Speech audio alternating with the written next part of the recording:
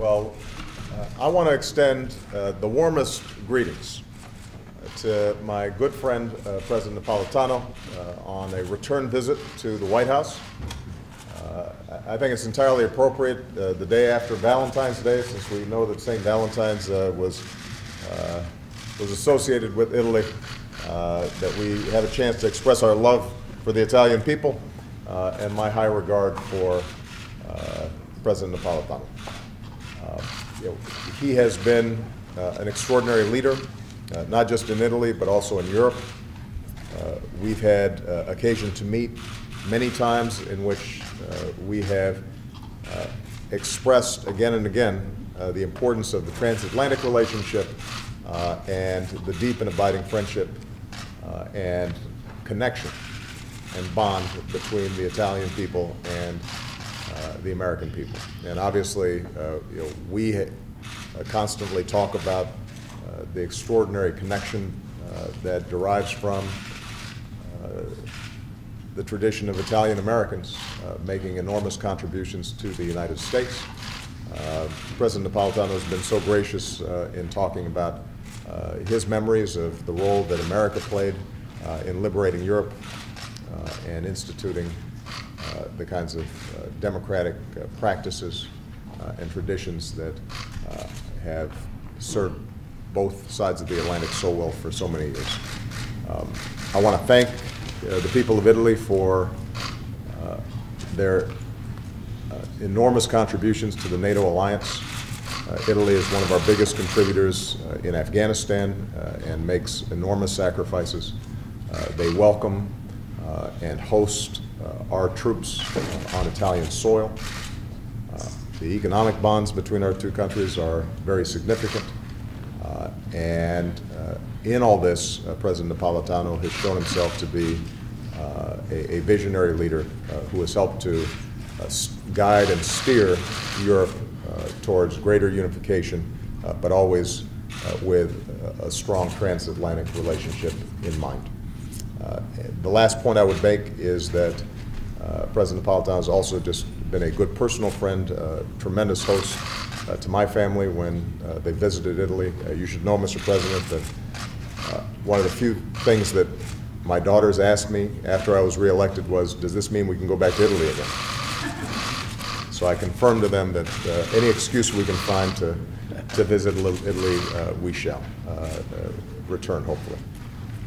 And this will give us an opportunity to not only visit,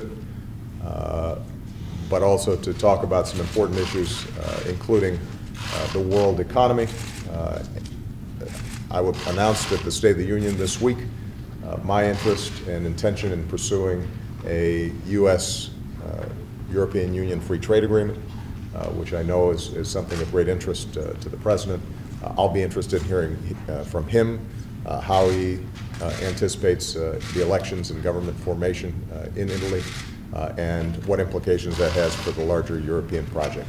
And I'm sure we'll have a chance to talk about some national security issues as well. But my main message is to say thank you for your extraordinary service, and I'm so glad that we had an opportunity to visit once again before you move on to even better things. I assume they're at least having more fun than politics. Thank you very much.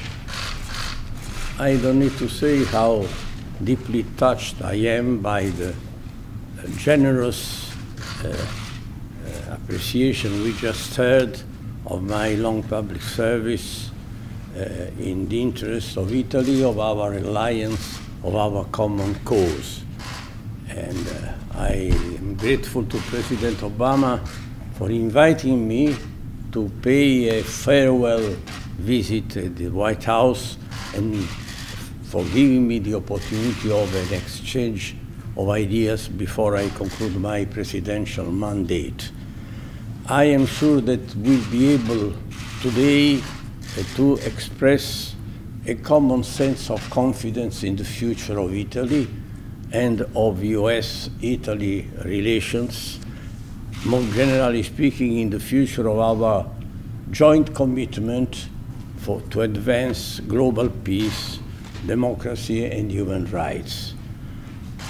Italy has made a remarkable progress in the past for 14 months, the Italian government, with the parliamentary support of different and even opposite political forces, and with the comprehension of different social groups and of all citizens, well, this progress must and will continue and be developed because Italy needs it, Europe needs it, and I think the world as a whole needs it. The announcement which has been made, just made in Brussels and in Washington significantly, because I was impressed by the words we, the leaders of the European Union and of the United States. It was a beautiful incipit. Yes, well, I think that the transatlantic trade and investment partnership, which will be realized, now we are at the opening talks, but I am sure about also the conclusion, can represent a relevant contribution for promoting a new wave of development, of technological advancement, of social justice on both shores of the Atlantic. And I think it can represent even something more.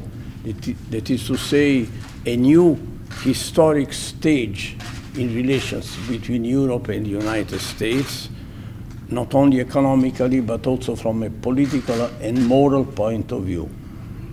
My conviction is that the fact that a shift has been taken place in the center of gravity of the world development of international relations doesn't cancel at all the crucial importance of transatlantic alliance, of transatlantic relations. On the contrary, it represents a new stimulus for us to make such a framework of relation more active, more competitive. It is absolutely necessary for a better world to have our common heritage of values and experiences be a decisive factor also in the course of globalization in the next future. This is the spirit in which I am here to testify once more my personal friendship and my admiration for President Obama, only deploring that the visit of President and his family in Rome was so short, and expecting a new visit also in my new capacity. I'll be in another palace, but I'll be there to welcome you. That's great. Thank you.